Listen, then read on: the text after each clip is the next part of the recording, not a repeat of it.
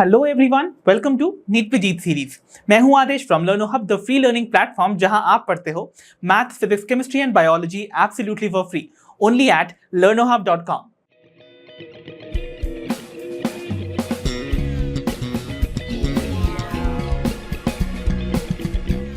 तो बच्चों, अपने इस आज के सेशन में हम डिस्कस करने वाले हैं तो previous year questions from the chapter biodiversity and conservation.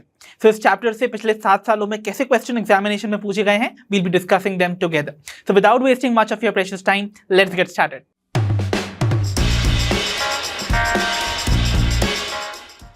तो चलिए बच्चों, शुरुआत करते हैं अपनी पहली प्रॉब्लम के साथ जो कि पूछी गई थी in the year 2017। Let's see the question. Question says Alexander von Humboldt described for the first time. Alexander von Humboldt ने इनमें से किसको सबसे पहली बार डिस्क्राइब किया था? ठीक है, चलिए ऑप्शन देखते हैं। ऑप्शन हैं laws of limiting factor, option B population growth equation, option C species area relationships, या फिर option D ecological biodiversity. And I know आप सभी को इसका आंसर आता होगा। Exactly the right answer should be option C species area relationship. So Alexander von Humboldt जो कि एक जर्मन नेचुरलिस्ट और जोग्राफर थे, ये एक्सप्लोर कर रहे थे साउथ अमेरिकन जंगल्स को।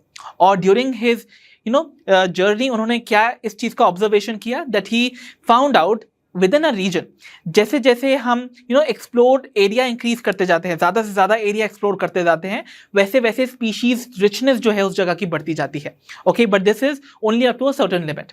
सो इसीलिए यहाँ पर अलेक्जेंडर वॉन हम्बोल्ट ने बताया था कि किस तरीके से एक्सप्लोर्ड एरिया के अकॉर्डिंग स्पीशीज रिचनेस वेरी करती है, इसीलिए इसको हम बुलाते हैं स्पीशीज एरिया रिलेशनशिप। और इसको मैथमेटिकल टर्म्स में कैसे हम एक्सप्रेस करेंगे, तो हमने देखा था जो स्पीशीज रिचनेस होती है वो डायरेक्टली प्रोपोर्शनल होती है to the area raised to the power z, where z is the regression coefficient। क्या है ये? regression coefficient। और जब हम इसको इक्वेशन के फॉर्म में कन्वर्ट करेंगे तो ऑब्वियसली ये प्रोपोर्शनैलिटी का साइन हटेगा, तो प्रोपोर्शनैलिटी कांस्टेंट आता है जिसे हम बुलाएंगे यहां पर c, राइट? और ये बन जाएगा a raised to the power z। सो इस तरीके से स्पीशीज रिचनेस वेरी करती है विद द एरिया। ओके, सो इस पर्टिकुलर रिलेशनशिप को एक्सप्रेस किया था अलेक्जेंडर वॉन हम्बोल्ट ने while his explorations in the South American jungles. So the right answer should be option C. I hope you got this well. तो चलिए बच्चों, next we have on screen is problem number 2 that says which of the following is related to ex situ conservation of the threatened animals and plants. So threatened animals और plants के ex situ conservation से इनमें से कौन सा option related है? ठीक है, आई होप आप सभी को याद होगा ex situ मतलब क्या होता था। ex situ वर्ड आता था, देखो ex वर्ड होता है of, right, and situ means site. तो यहां पर आपको याद होगा इन कंजर्वेशन स्ट्रेटजीज में हम क्या करते थे, जो भी थ्रेटेंड प्लांट्स एंड एनिमल्स की स्पीशीज हैं उनको उनके नेचुरल हैबिटेट से बाहर निकाल के एक ऐसी सेटिंग में प्लेस किया जाता था जहां पर उनको प्रोटेक्शन और स्पेशल केयर दी जा सके, राइट? सो हमने बहुत सारी एक्स सिटू कंजर्वेशन स्ट्रेटजीज देखी थी। आपको पहचानना है कौन सा इनमें से ऑप्शन ऐसा है जो कि इस स्ट्रैटेजी में प्लेस किया जा सकता है। ऑप्शन है बायोडाइवर्सिटी हॉटस्पॉट्स, ऑप्शन बी के according Himalayan region, option C Amazon rain forest, या फिर option D wild life safari parks. And what do you think would be the right answer? Exactly, the right answer should be wildlife safari parks, है ना? So हमने देखा था कौन कौन सी strategies में इस particular ex situ conservation strategies में आने वाले कौन कौन से मेथड्स थे। So we had seen botanical garden, zoological parks, हमने वाइल्ड लाइफ सफारी पार्क्स देखा था, और इवन हमने पोलन और सीड बैंक्स तक देखे थे जहां पर हमने लो टेम्परेचर्स पे उनका प्रिजर्वेशन देखा था जर्म प्लाज्म का। So we know very well जो वाइल्ड लाइफ सफारी पार्क्स हैं it comes under ex situ conservation, while remaining जितने बायोडाइवर्सिटी हॉटस्पॉट्स या फिर जिन्हें हम बायो हॉटस्पॉट्स बुलाते हैं they are in situ conservation, जहां पर हम इंटायर उस होल इकोसिस्टम का ही कंजर्वेशन करते हैं। Similarly Himalayan region one of the bio hotspots ही है, और अमेज़न रेन फॉरेस्ट भी। इसका मतलब ये सभी के सभी क्या हुए, इन सिटू कंजर्वेशन स्ट्रैटेजीज के पार्ट है, while wild life safari parks are the part of ex situ conservation strategy. तो the right answer would be option D itself। तो बच्चों अब हम बढ़ते हैं towards problem 3। The question says the region of the biosphere reserve which is legally protected and where no human activity is allowed is known as।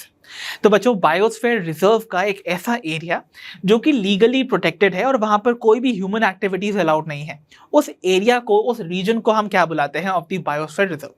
Option है, option A transition zone, option B restoration zone, option C buffer zone, या फिर option D core zone. So what do you think should be the right answer? Exactly the right answer must be the core zone. If you can remember, मैंने आपको बताया था। सी, यहां पर हम उसको वापस से देख भी लेते हैं। तो अगर मैं आपको बायोस्फीयर रिजर्व के वेरियस रीजन्स दिखाने की कोशिश करूं, सबसे सेंटर में आपको मिलता है the core zone, right?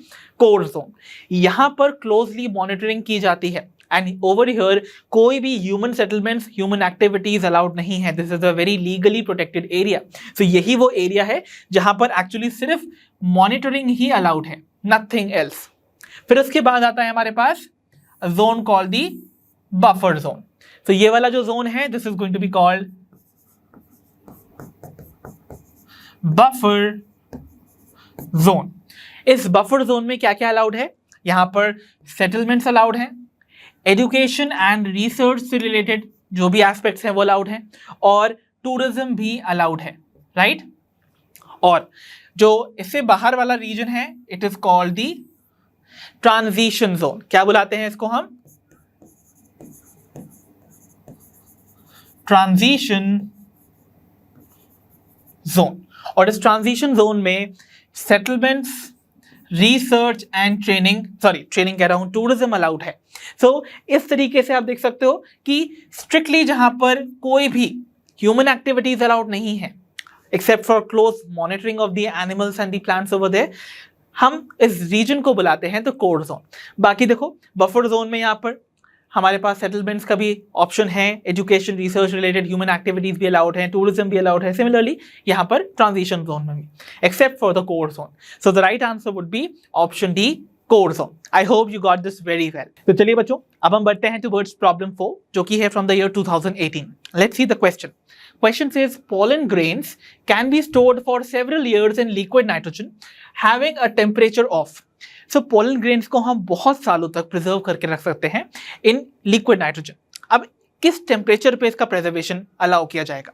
Options हैं, option A -120 degree Celsius, option B -80 degree Celsius, option C -196 degree Celsius, या ऑप्शन डी -160 डिग्री सेल्सियस। क्या लगता है क्या होना चाहिए right answer? Exactly the right answer must be option C -196 degree Celsius. आप सभी को याद आ गया होगा क्रायो प्रिजर्वेशन की टेक्निक। सो लिक्विड नाइट्रोजन जो कि क्या है, एक क्रायोजेनिक फ्लूइड है। क्रायोजेनिक बोले तो क्रायो वर्ड जब भी आता है it is always related to extremely cold conditions, right? Icy conditions को डेवलप करने वाला। So cryo word means icy, genic means generate करना। तो इसका मतलब ये फ्लूइड जो है वो एक्सट्रीमली कोल्ड कंडीशंस को जनरेट करता है, और इसका इस्तेमाल हम करते हैं in cryopreservation. That means preservation of the germplasm at a very very low temperature, और temperature has to B -196 degree Celsius. अगर और प्रिसाइज आपको चाहिए temperature, it should be -195.8 degree Celsius, जो कि एक्चुअली में नाइट्रोजन का boiling point है। इसीलिए लिक्विड नाइट्रोजन जो आपको मिलती है that is at -196 degree Celsius. ठीक है, so the right answer should be option C in this case. I hope आपको ये कॉन्सेप्ट क्लियरली समझ आ गया होगा। तो बच्चों अब हम बढ़ते हैं towards problem 5 now. The question says all of the following are included in ex situ conservation except. So बच्चों इनमें से दिया हुआ कौन सा वो ऑप्शन है जो ex situ conservation strategies में अप्लाई नहीं होता है, राइट? ऑप्शंस हैं, option A wild life safari parks, option B sacred groves, option C botanical gardens, या फिर option D seed banks. And I know आप सभी का आंसर आ चुका होगा। The right answer must be option B, sacred groves. So sacred groves आप सभी को याद है, ये कुछ फॉरेस्ट के ऐसे एरियाज, ट्रैक्ट्स हैं जहां पर उस एरिया के अंदर आने वाले जितने भी प्लांट्स या वाइल्ड लाइफ है उन सभी की पूजा की जाती है, दे आर वेनरेटेड, और उनको टोटल प्रोटेक्शन दी जाती है, राइट? तो वहां पर होल इकोसिस्टम का ही कंजर्वेशन हो रहा है। इसका मतलब वहां पर प्रोटेक्शन हो रहा है प्लांट्स एंड वाइल्ड लाइफ का इन देयर नेचुरल हैबिटेट। इसका मतलब they come under in situ conservation, while जितने भी हमने वाइल्ड लाइफ सफारी पार्क देखे थे या फिर botanical garden, seed banks, pollen banks या फिर zoological parks, they all come under ex situ conservation. इसीलिए जो हमारा राइट आंसर होगा वो होगा option B, sacred groves. And can you tell me one example of the sacred grove जो हमने डिस्कस किया था हमारे कॉन्सेप्ट एड ऑन सेशंस में? एग्जैक्टली आपको याद होगा मेघालय में आपको जो 3 हिल्स मिलते हैं, गारो, खासी, जैंतिया। सो यहाँ पर खासी और जैंतिया हिल्स में आपको सेक्रेड ग्रूव्स देखने को मिलेंगे। सो वहां पर भी आप देखोगे एक specialised areas of the forest are conserved and they are venerated and given protection. See, so हमारा राइट आंसर क्या होने वाला है? इसीलिए option B in this case. तो बच्चों अब हमारे सामने है प्रॉब्लम नंबर 6 और ये क्वेश्चन पूछा गया था इन the year 2019। Let's see the question now. Question says which one of the following is not a method of in situ conservation of biodiversity? इनमें से दिया हुआ कौन सा ऑप्शन एक इन सिटू कॉन्जर्वेशन स्ट्रैटेजी में आने वाला मेथड नहीं है? ऑप्शंस हैं option A botanical garden, option B sacred grove, option C biosphere reserve या option D wild life sanctuary. And I know, I am very sure आप सभी के आंसर आ चुके होंगे। The right answer must be obviously option A botanical gardens. Botanical gardens याद है आप सभी को? एक्स सीटू कॉन्जर्वेशन, यहाँ पर क्या होता है, ये ऐसे स्पेशलाइज्ड गार्डन्स हैं जहाँ पर लाइव प्लांट स्पेसिमेंस का कलेक्शन होता है फॉर रेफरेंस, राइट? तो यहाँ पर कॉन्जर्वेशन हो रहा है, कलेक्शन ऑफ प्लांट्स लाए जा रहे हैं from various parts of the country, even abroad से। सो यहाँ पर हम इंडिजिनस और एक्सोटिक प्लांट कलेक्शन भी रखते हैं, but definitely they are kept away from their natural habitat. इसका मतलब क्या हुआ? कंजर्वेशन हो रहा है but off their natural habitat, इसलिए ये आते हैं अंडर एक्स सीटू कॉन्जर्वेशन। बाकी sacred grove, biosphere reserve, wild life sanctuary में हम क्या कर रहे हैं? उन पर्टिकुलर वाइल्ड लाइफ की जो प्रोटेक्शन कर रहे हैं वो उनके नेचुरल हैबिटेट में ही कर रहे हैं। इसका मतलब they all come under in situ conservation. इसीलिए the right answer must be option A botanical gardens. I hope you got this one. So बच्चों अब हमारे सामने है problem 7 from the year 2020। The question says, according to Robert May, the global species diversity is about. So, आपको याद होगा Robert मे का global जो एस्टिमेट था ऑफ द स्पीशीज डाइवर्सिटी वो कितना था? ऑप्शंस हैं option A 7 million, option B 20 million, option C 1.5 million या ऑप्शन डी 50 मिलियन। सो आप सभी को याद होगा रॉबर्ट मे के अकॉर्डिंग जो एस्टिमेटेड ग्लोबल स्पीशीज डाइवर्सिटी है दैट इज अबाउट 7 मिलियन। इसलिए the right answer must be option A 7 million. तो बच्चों next we have is problem 8 that says which of the following regions of the globe exhibits highest species diversity. So globe में present कौन सा वो reason है जिसमें सबसे ज्यादा आपको स्पीशीज डाइवर्सिटी मिलती है? It's a very simple question, fact based question है, राइट? ऑप्शंस हैं option A Amazon forest, option B Madagascar, option C Western Ghats of India या ऑप्शन डी हिमालयास। सो आप सभी को मैंने बताया भी था during my concept add on कि साउथ अमेरिका में प्रेजेंट दी अमेज़न फॉरेस्ट जो कि लार्जली ट्रॉपिकल हैं, they possess the highest biodiversity. Okay, तो वहां पर सबसे ज्यादा आपको स्पीशीज डाइवर्सिटी मिलती है। So the right answer must be option A Amazon forest. I hope आपको ये क्वेश्चन बिल्कुल क्लियर हो गया होगा। तो बच्चों अब हमारे सामने है problem 9 from the year 2022। Let's see the question. The question says the World Summit on Sustainable Development held in 2002 in Johannesburg, South Africa pledged for. So बच्चों Johannesburg south Africa in the year 2002 में होने वाली जो world summit थी on sustainable development, इसमें attend करने वाली जितनी भी कंट्रीज थी उन्होंने किस चीज़ के लिए प्लेज किया था? याद होगा आप सभी को 190 कंट्रीज ने इस वर्ल्ड समिट को अटेंड किया था एंड वो सभी कंट्रीज ने बाय 2010 किसी चीज़ को अटेन करने का प्लेज किया था। किस चीज को अटेन करने का प्लेज किया था? Let us try to find out. Options हैं option A collection and preservation of seeds of different genetic strains of commercially important plants. So भाई क्या इन्होंने प्लेज किया था कि ये कमर्शियली इंपॉर्टेंट प्लांट्स के अलग अलग जो जेनेटिक स्ट्रेन्स हैं उन सभी का कलेक्शन और प्रिजर्वेशन करेंगे, या फिर इन सभी ने प्लेज किया था कि ये एक सिग्निफिकेंट रिडक्शन लाएंगे in the current rate of biodiversity loss. So जो भी current rate of biodiversity loss था उस टाइम 2002 में, उस लॉस के रेट को ये डिक्लाइन करने का इन्होंने प्लेज किया था सिग्निफिकेंटली। या फिर option C declaration of more biodiversity hotspots, क्या इन्होंने प्लेज किया था कि ये डिक्लेयर करेंगे बहुत सारे बायोडाइवर्सिटी हॉटस्पॉट्स। या फिर ऑप्शन डी के according they will increase the agricultural production, तो इन्होंने प्लेज किया था कि आने वाले कुछ सालों में हम एग्रीकल्चरल प्रोडक्शन को इंक्रीज करेंगे। तो आप सभी को याद आ गया होगा जो राइट आंसर है वो होने वाला है ऑप्शन बी इटसेल्फ, क्योंकि इस समिट में ये प्लेज किया गया था दैट बायोडाइवर्सिटी का जो रेट है ऑफ लॉस, जो बायोडाइवर्सिटी लॉस का जो रेट चल रहा था उस समय, उसको सिग्निफिकेंटली रिड्यूस किया जाएगा by the year 2010, both in fact at all levels. तो कहां पर? Eight global, regional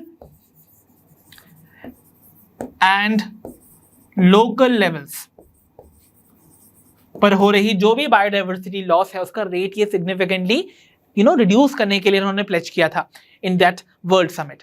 so the right answer in this case must be option B. तो चलो बच्चों बढ़ते हैं अपनी प्रॉब्लम 10 पर। The question says match list 1 with list 2। Match the following type question है। लिस्ट 1 के आइटम्स को मैच करना है विद लिस्ट 2 और फाइंड करना है करेक्ट ऑप्शन को from these options given below. चलो, लिस्ट 1 का पहला आइटम है सेक्रेड ग्रुव्स, और यहां पर कौन सा आइटम मैच करना चाहिए लिस्ट 2 से इसको? So sacred groves should match with the Khasi hills of Meghalaya. याद आ गया आप सभी को? सो सेक्रेड ग्रुव्स में जो आपके खासी और जयंतिया हिल्स हैं वो प्लेस किए जा सकते हैं। देन आते हैं जूलॉजिकल पार्क्स। जूलॉजिकल पार्क्स इनमें से किससे मैच करना चाहिए? Definitely with the ex situ conservation strategy. तो इसका मतलब यहाँ पर ए देखो 4th से मैच कर रहा है और बी 3rd से। ए 4th से और बी 3rd से कहाँ मैच कर रहा है? ऑप्शन ए में, ऑप्शन बी में। देन ऑप्शन सी और डी में नहीं कर रहा है। इसका मतलब option C and D are eliminated. Now we have Nile perch. So Nile perch क्या थी? याद करो, it was an alien species. Okay, so alien species है इसलिए इसको मैच किया जाना चाहिए। सो सी यहां पर फर्स्ट से कहां मैच हो रहा है? Over here only. तो इसका मतलब हमारा ऑप्शन बी ही करेक्ट होगा, ऑप्शन ए भी नहीं। अमेज़न फॉरेस्ट आप सभी को पता है ना, हम लंग्स ऑफ द अर्थ बुलाते हैं because they release a large quantity of oxygen. इसीलिए जो आपका ऑप्शन डी है it should match with option 2 over here. So यहां पर देखो ये 2 से मैच भी कर रहा है। So finally the right answer must be option B. So बच्चों अब हम बिगिन करने वाले हैं with problem 11। It says frugivorous birds are found in large numbers in the tropical forest mainly because of। So बच्चों जो frugivorous birds होती हैं that means the fruit eating birds। So जो fruit eating birds हैं वो आपको large numbers में मिलती हैं in the tropical forest। ऐसा क्यों? ऑप्शंस हैं, option a temperature conducive for their breeding. That means क्या यहाँ पर जो टेम्परेचर कंडीशंस होती हैं इन द ट्रॉपिकल फॉरेस्ट वो कंड्यूसिव होती हैं फॉर देयर ब्रीडिंग, मतलब वहाँ पर जो फ्रूगिवोरस बर्ड्स हैं वो उस टाइम पे उस टेम्परेचर पे अच्छे से ब्रीड कर सकते हैं। या ऑप्शन बी लैक ऑफ निश स्पेशलाइजेशन। क्या यहाँ पर कोई भी निश स्पेशलाइजेशन की ज़रूरत नहीं है इसलिए सारी की सारी बर्ड्स जो हैं वो अपने आप को थ्राइव कर सकती हैं। या फिर option C higher annual rainfall वहाँ पे प्रेजेंट है, क्या इस वजह से maximum number of frugivorous birds मिलती हैं। या option D availability of fruits throughout the year. So क्या यहाँ पर साल भर फ्रूट्स मिलते हैं इस वजह से फ्रूगिवोरस बर्ड्स यहाँ पर ज्यादा नंबर में प्रेजेंट है। So it is very obvious also बच्चों बिकॉज देखो फ्रूगिवोरस बर्ड्स नाम ही बता रहा है दे आर फ्रूट ईटिंग। सो उनको सर्वाइवल के लिए क्या चाहिए? The fruits itself. और आपको पता है ट्रॉपिकल फॉरेस्ट में क्योंकि वहाँ पर टेम्परेचर और रेनफॉल कंडीशंस जो है वो ऑप्टिमम है, इसीलिए क्या होगा वहाँ पर साल भर फ्रूट्सिंग फ्लावरिंग एंड फ्रूटिंग होती रहती है। और सिंस वो एवरग्रीन फॉरेस्ट ही बनते हैं सो वहाँ पर साल भर फ्रूटिंग एंड फ्लावरिंग होने की वजह से फ्रूट्स की जो अवेलेबिलिटी है इन बर्ड्स को वो साल भर मिलेगी। इसकी वजह से क्या होता है they can survive in this condition। इसीलिए maximum number of your frugivorous birds आपको कहाँ मिलेंगी? In the tropical forest. इसीलिए availability of fruits throughout the year is the right answer और the right reason for the maximum number of frugivorous birds in the tropical forest. Right answer क्या हुआ? Option D. तो बच्चों आइए अब हम बढ़ते हैं अपनी प्रॉब्लम 12 की ओर। The question says Western Ghats have a large number of plants and animal species that are not found anywhere else. Which of the following terms is used to notify such species? तो बच्चों western Ghats में आपको बहुत सारी plants and animals की ऐसी species मिलती हैं जो कि वर्ल्ड में कहीं और नहीं मिलती। सो इनमें से कौन सा टर्म ऐसी स्पीशीज को नोटिफाई करने में या डिस्क्राइब करने में यूज किया जाता है? ऑप्शंस हैं, option A vulnerable species, option B threatened species, option C keystone species या फिर option D endemic species. So आप सभी को पता है the right answer must be option D endemic. So endemic species ऐसी स्पीशीज को कहा जाता है जो कि रिस्ट्रिक्टेड होती हैं इन देयर डिस्ट्रीब्यूशन, मतलब वो एक स्पेसिफिक एरिया में ही पाई जाती हैं और कहीं नहीं अक्रॉस द वर्ल्ड। तो इसका मतलब वो स्पीशीज कहलाती है एंडेमिक, राइट? तो इसीलिए वेस्टर्न घाट्स में पाए जाने वाले वो बहुत सारे प्लांट्स एंड एनिमल जो कि कहीं और नहीं पाए जाते except for Western Ghats itself, वो कहलाएंगे endemic, right? So the right answer must be option D. Got it? So बच्चों अब हम बढ़ने वाले हैं अपनी प्रॉब्लम 13 पर। क्वेश्चन कह रहा है which of the following is not a method of ex situ conservation. तो बच्चों दिए हुए इन ऑप्शंस में से कौन सा वो पर्टिकुलर ऑप्शन है जो कि एक एक्स सिटू कॉन्जर्वेशन स्ट्रैटेजी में आने वाला मेथड नहीं है। फाइन। ऑप्शन है option A in vitro fertilization, option B national parks, option C micropropagation या फिर option D cryopreservation. So आ चुका होगा आप सभी का आंसर भी। Exactly the right answer must be option B national parks, because national parks आते हैं under in situ conservation strategy. So in situ conservation में हमें पता है कि नेचुरल हैबिटेट में ही वहां पर वाइल्ड लाइफ और प्लांट्स का कॉन्जर्वेशन होने वाला है, ठीक है। While in vitro fertilization, micropropagation और क्रायो प्रिजर्वेशन में हम क्या करते हैं, हम यहाँ पर जो भी ऑर्गेनिज्म को हमें कंजर्व करना है या फिर उनके पार्ट को कंजर्व करना है, उनके जर्म प्लाज्म को कंजर्व करना है, वो out of the natural habitat किसी आर्टिफिशियल कंडीशन में ही किया जाएगा। तो इसका मतलब क्या होगा, it is going to be option B which is not a part of the ex situ conservation strategy. Hence option B national parks is the right answer. तो बच्चों अब हम बढ़ते हैं अपनी प्रॉब्लम 14 पर। It says habitat loss and fragmentation, over exploitation, alien species invasion and co-extinction are causes for. So बच्चों आपको यहाँ पर 4 चीजें दे रखी हैं, habitat loss and fragmentation, over exploitation, alien species का invasion और co-extinction। ये सभी के सभी इनमें से किस चीज के लिए रिस्पॉन्सिबल है? ऑप्शन ए पॉपुलेशन एक्सप्लोजन के लिए, ऑप्शन बी कॉम्पिटिशन के लिए, ऑप्शन सी बायोडाइवर्सिटी लॉसेस के लिए या फिर ऑप्शन डी नेटालिटी के लिए। And you know very well ये सभी के सभी रीजंस हैं फॉर द बायोडाइवर्सिटी लॉस। तो याद है सभी को, हमने एक टॉपिक पढ़ा था कॉजेस फॉर बायोडाइवर्सिटी लॉस और उसमें हमने देखा था द इविल कॉर्टरेट। याद है आप सभी को, द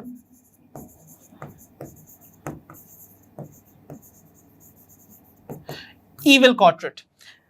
इविल कॉर्टरेट में क्या है, देखो कॉर्टेट वर्ड बता रहा है कि यहां पर already 4 is going to be, यहां पर 4 नंबर का कुछ ना कुछ सिग्निफिकेंस होगा। ये कॉर्टेट 4 ऐसे रीजंस हैं जिनकी वजह से बायोडाइवर्सिटी का लॉस होता है और वो 4 रीजन आपके सामने यही मेंशन है, habitat loss and fragmentation, over exploitation, then alien species invasion and coextinction. So ये सभी के सभी आते हैं अंडर द इविल कॉर्टरेट और ये सभी रीजन है for the biodiversity loss. Hence the right answer must be option C. तो बच्चों अब हमारे सामने है problem 15। According to this problem बोला जा रहा है in situ conservation refers to. So इनमें से कौन सा ऑप्शन जो है वो इन सिटू कॉन्जर्वेशन को बेस्ट डिस्क्राइब करता है? Option A protect and conserve the whole ecosystem, option B conserve only high risk species, option C conserve only endangered species या option D conserve only extinct species. So ये तो बड़ा ही simple सा question है बच्चों। आप सभी को पता है इन सिटू कॉन्जर्वेशन में हम होल इकोसिस्टम का ही क्या करते हैं, यहाँ पर कॉन्जर्वेशन करते हैं, उसका प्रोटेक्शन करते हैं। सो राइट आंसर तो ऑब्वियसली ऑप्शन ए ही होने वाला है। और यहाँ पर कहीं पर भी हम लोग हाई रिस्क स्पीशीज और एंडेंजर्ड स्पीशीज का ही सिर्फ और सिर्फ प्रोटेक्शन नहीं करते हैं, हम सभी स्पीशीज का as a general in an ecosystem उन सभी का प्रिजर्वेशन या प्रोटेक्शन करते हैं। और किसी भी एक्सटिंक्ट स्पीशीज का कंजर्वेशन तो हो भी नहीं सकता ना, एक्सटिंक्ट स्पीशीज तो ऑलरेडी गायब हो चुकी है फ्रॉम द अर्थ। तो ये सभी के सभी ऑप्शन जो हैं वो रॉन्ग थे, इसलिए the right answer must be option A itself. तो बच्चों अब हम पहुंच चुके हैं टुवर्ड्स प्रॉब्लम नंबर 16 जो कि पूछी गई थी इन द ईयर 2023 यानी कि इसी साल। देखते हैं इस क्वेश्चन में हमसे क्या बोला जा रहा है। Among the evil quartet, which one is considered the most important cause driving extinction of species? तो बच्चों हमें बताना है इनमें से कौन सा आने वाला ऑप्शन या फिर ऐसा रीजन है या कॉज है जो कि आता है अंडर इविल क्वार्टेट जिसकी वजह से सबसे ज्यादा इंपॉर्टेंट डी स्पीशीज का एक्सटिंक्शन हो रहा है।